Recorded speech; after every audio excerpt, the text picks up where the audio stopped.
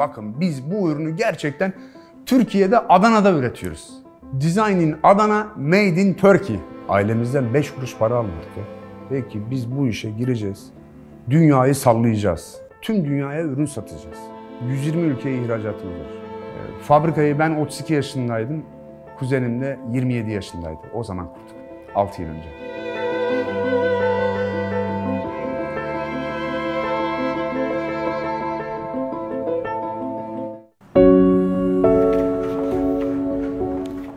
İsmim Hakan Güzel. 1983 Adana doğumluyum. İlkokulu, ortaokulu, liseyi Adana'da okudum. Üniversiteyi Ankara'da Bilkent Üniversitesi İşletme Bilgi Yönetimi mezunuyum. Daha sonra da İngiltere'de dış ticaret üzerine uzmanlık okudum. Çocukluğumdan beri çalıştım diyebilirim. Daha 7-8 yaşındayken hafta sonları kapının önünde dedemin gelmesini beklerdim. Dedem sabah erkenden gelir beni alır, ceketimi giydirir, elimden tutar, iş yerine götürürdü. Çalışma hayatına aslında böyle başladım. Dedemin o zaman hırdavat dükkanı vardı, inşaat malzemeleri satıyordu. Ben de orada ona yardımcı olmaya çalışıyordum. Almayı, satmayı orada öğrendik. İş hayatına böyle başladık. Aile şirketimiz o zaman 2-3 ülkeden ürün ithal ediyor. Ben de dedim ki ithal mallar getirmemiz lazım, işi büyütmemiz için. Hemen arka arkaya Çin'e gittim. Fuar gezdim, üretici gezdim. Devamlı büyütme fikri vardı. Oradan ne getirebilirim de Türkiye'de satabilirim diye. Çeşitli yapı malzemeleri ithal etmeye başladım. Daha sonra 2010 yılında evlendim. Malezya'ya 4 günlüğüne balayına gittik. Malezya Sanayi Rehberi diye bir kitap. Açtım hemen bakıyorum. O zaman Çin'den ne getiriyorum?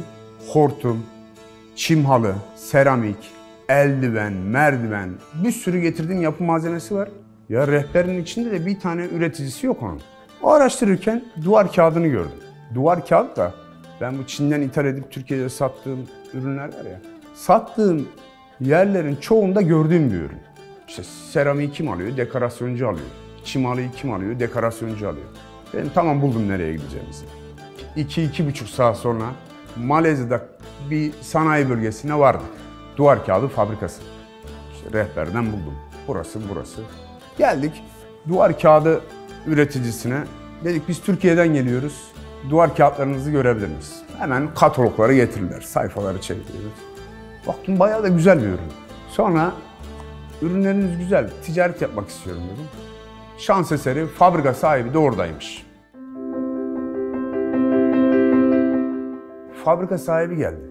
Mr. Tsai. Dedim beyefendi ürünlerinizi beğendim. Satmak istiyorum. Adam beni çok ciddiye almadı. Neden? Balayına gitmişim ben Malezya'ya. Parmak arası terlik, altında şort. İşte yandan şöyle bir çantam var. Dedi ya siz Türkiye'den buraya duvar kağıdı almak için mi geldiniz? Yok dedim. Aslında biz dedim 3 gün önce evlendik. Türkiye'de balayına Malezya'ya geldik. Kuala Lumpur'da bir otelde kalıyoruz. Ben sizi sanayi rehberinden buldum. Taksiyle geldim dedim. Mr. Tsai dedi ki ya ne kadar şakacısın. Hayır dedim şaka yapmıyorum. Tamam dedi sen bu malı evet alacaksın ve satarsın. İnanıyorum. Ben de dedim ki uygun verirsen çok alırım çok satarım hem de dedi. Sana dedi çok güzel bir düğün hediyesi vereceğim. Nasıl dedim? Sana dedi çok ayrı bir indirim yapacağım dedi. Gerçekten iyi bir indirim yaptı. Ben aslında duvar kağıdıyla orada tanıştım. Ben bu adamın yıllar sonra oğlunun Hong Kong'daki düğününde oğlunun sadıcı oldum. Sonra duvar kağıdını alıyoruz, satıyoruz. Dediği gibi çok hareketli. Dedi ki sadece Malezya olmaz. Kore'den başka ürünler de alalım. Kore yetmedi, Çin'den. Çin yetmedi, Rusya. Rusya yetmedi, Fransa. 4-5 ülkeden duvar kağıdı ithal edip tüm Türkiye'ye satar olduk. Birkaç yılda Türkiye'nin en büyük duvar kağıdı ithalatçılarından biri olduk. Kemikleşmiş aile şirketlerinde 3. kuşak demek, mevcut düzeni ya devam ettirmek demek ya da sil baştan yeni bir düzen kurmak demek. Kuzenim Vehbi Güzel, o da üniversiteden mezun oldu geldi, endüstri mühendisi. Biz Vehbi ile sil baştanı seçtik. Dedik ki yıl 2014. Duvar kağıdı artık ithal edip satmayacağız. Bu malı üretip satacağız. Göze girmekle göze almak arasında ciddi bir fark var. Biz ailemizin gözüne girmeye çalışmadık. Tüm riskleri göze aldık. Çok güveniyorduk kendimize. Dedik ya ailemizden 5 kuruş para almadık ya. Hiç para almadık. Dedik ki bu işe gireceğiz. Dünyayı sallayacağız. Tüm dünyaya ürün satacağız. Türkiye'de duvar kağıdı satan mağazalar vitrininde şunu yazar: İthal duvar kağıdı. Bu bence şu demek: Türkiye bu işi yapamıyor. Gerçekten öyleydi. Haklılar da ithal duvar kağıdı yazmakla. Biz de ithal ettik. Kuzenimle dedik ki en teknolojik duvar kağıdı makinesini alacağız. En iyi ham maddeleri kullanacağız. En iyi duvar kağıdı tasarımcılarıyla çalışacağız. Ama tabii bir sıkıntı vardı. Ne yapacağımızı çok iyi biliyorduk ama ne yapacağız? Dünya standartlarının üzerinde farklı, sıra dışı, insanlar gördüğü zaman şok olacak duvar kağıtları üretmek istiyorduk. Ne yapacağımız ortadaydı. Ama nasıl yapacağımızı bilmiyorduk. Almayı, satmayı iyi biliyorduk ama üretmeyi hiç bilmiyorduk. Duvar kağıdı fabrikası patron şirketi olamaz. Çok bacaklı. Kesinlikle ekip işi. Yani böyle sıra dışı, çarkın dışında insanlarla çalışman gerekiyor. Ve tüm dünyayı, trendleri, modayı takip etmen gerekiyor. Çok takip edilmesi, canlı tutulması, diri tutulması gereken bir iş. Durduğunuz an geriye doğru gitmeye başlıyorsunuz. Devamlı yenilik, devamlı yenilik. 2014 yılında bir fuarda tanıştığım bir beyefendi vardı. Güney Koreli. Tam naif, iş adamı belli, sanayici. Bana demişti ki ben duvar kağıdı üreticilerine 40 yıldır silindir üretiyorum.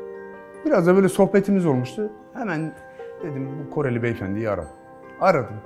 Dedim ki beni hatırladınız mı? Fuarda tanışmıştık. Evet.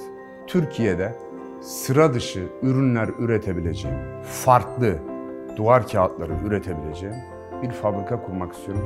Bana yardımcı olur musun? Olurum dedim. Herkes işi anlatıyor bize.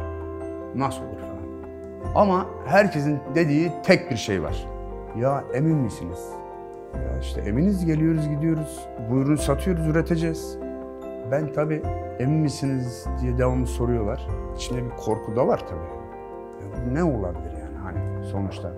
Uzay mekiği üretmeyeceğiz ya, duvar kağıdı üreteceğiz. Ne olabilir ki diyorum. Roket değil, bir şey değil. Ben yıllar sonra onların ne demek istediğini çok iyi anladım. Gerçekten çok bacaklı, çok farklı, çok zor bir üretim. İşte diğer sanayi ürünlerine göre diğer ürünlerde makine, teknoloji değişir, ürün hep aynı kalır. Ama duvar kağıdı sektöründe her sene sil baştan. Dedik ki buna uzun süreli bir banka kredisi kullanalım. Kuzenim Vehbi ile birlikte uzun süreli bir banka kredisi kullandık. İlk ödemesi de 6 ay sonra. Dedim ki ya bu makine gelir, kurulur, 6 ay sonra peyderpey öderiz. Hamama giren terler. Makine geldi. Ya ben ne düşünüyordum bilmiyorum da herhalde dedim şöyle bir hissiyat vardı. Makineyi getirecekler, koyacaklar. Ütü gibi prize takacağız, çalışacak. Ya 4 ay geçti. Gece gündüz fabrikadayız. Daha ürün yok. Ya 4. ayın maaşlarını, o zaman 12 kişiyiz. Hiç unutmuyorum. Maaşlarını ödeyemedik. Çalışanlarımdan biri yanıma geldi, dedi ki Hakan Bey, sizin heyecanınız, inancınız bizim en büyük motive kaynağımız. Hiç önemli değil, geç olsun dedi. 5. ay oldu. Dedim ki biz herhalde fabrikayı kurarken batacağız. Yok, mal yok, ürün yok. En son 6. ay ufak tefek bir şeyler yapmaya başladık. Ürünleri üretmeye başladık. Ürettik. Duvar kağıdı da şu şekilde satılıyor. Biz bu ürettiğimiz ürünleri katalog haline getiriyoruz. Her ürünün numunesini koyuyoruz. İç mekanda o ürünün nasıl gözüktüğüne dair resimler koyuyoruz. Bu katalogları dekorasyonculara gönderiyoruz. Son kullanıcı bu noktalara gidiyor, sayfaları çeviriyor, ürünün gerçeğini görüyor, diyor ki bu. Bu kataloğu yapan ekip bana dedi ki Hakan Bey sizin katalogları 14 Temmuz doğum gününe yetiştireceğiz inşallah dediler. Yetiştirdiler de. 15 Temmuz sabahı hemen 7-8 kişi bunları streçlemeye, işte pat naylonun içine koymaya, kollemeye başladık. Hazır hale getirdik. Kargoyu aradık. Dedik ki 400 tane paketimiz var, gelip alır mısınız? 400 tane paketi kargoya teslim ettik. Dedik ki Türkiye'deki bu 400 dekorasyoncuya götür, bu katalogları ver. Sonra arkadaşlara döndüm, dedim ki arkadaşlar yarın bayram var, sipariş yağacak. O kadar eminim ki ürüne çok güveniyorum. Gerçekten çok farklı, sıra dışı bir şey yaptık. 15 Temmuz akşamı darbe girişimi oldu. 20 Temmuz oldu, daha kargocular ortada yok. Kimse yok. Ya arıyoruz, telefona bakan yok. 25 Temmuz oldu, daha bir tane kataloğumuz bir dekorasyoncuya ulaşmadı. Ya eyvah dedim, bu sefer kesin batacağız. Bir rulo dahi satamamışız. Bir tek rulo. Dedim ki ya bir şey yapmamız lazım. O zamanlar da devamlı fuarlarda geziyorum ya, ithalatçılarla falan karşılaşıyorum. Azerbaycan'ı duyuyorum çok, Bakü'yü. Ya Azerbaycan'da acayip bir tüketim var. Hatta bir pazar var. O pazarda 100'ün üstünde duvar kağıdı alsatçısı var dediler. Hemen valize, katalogları koydum. İhracat müdürümüzle birlikte Azerbaycan'a gittik. Valizle o pazara gittim. İçinde kataloglar var. Müzik değişti. Dansın da değişmesi lazım. Müdürümüze dedim ki siz şu mağazalara girin, ben de şu mağazalara gireyim. 3 gün boyunca Azerbaycan'da ne kadar duvar kağıtçı varsa hepsine girdik çıktık. Hepsine. Satmam lazım yani. Para lazım. Kredinin borçları geliyor. Para yok. Maaşı zor ödüyorum. Zor dönüyoruz yani. Birisi müdürümüzü aramış. Biz geldikten bir gün sonra. Demiş ki ya demiş hiç oldu mu? Pazarda demiş. Yok, ihracat müdürü, fabrikanın sahibi elinde valize dükkan girdi çıktı. Hiç oldu mu demiş. İhracat müdürümüze dedim ki gezen kurt aç kalmaz. Bence masa başında oturmak bir sanayici için en riskli şeydir. Devamlı gezmelisin ve işi de yaparak öğrenmelisin.